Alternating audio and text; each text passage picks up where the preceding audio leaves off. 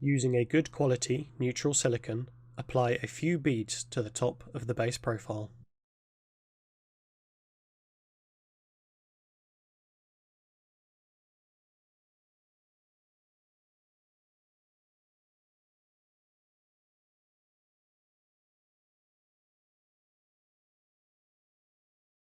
Apply a few beads of silicone to the top cap.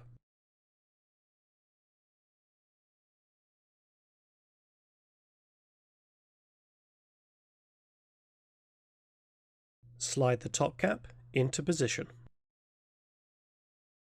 Repeat this step with the remaining top cap. You have now completed the installation of your frameless Juliet.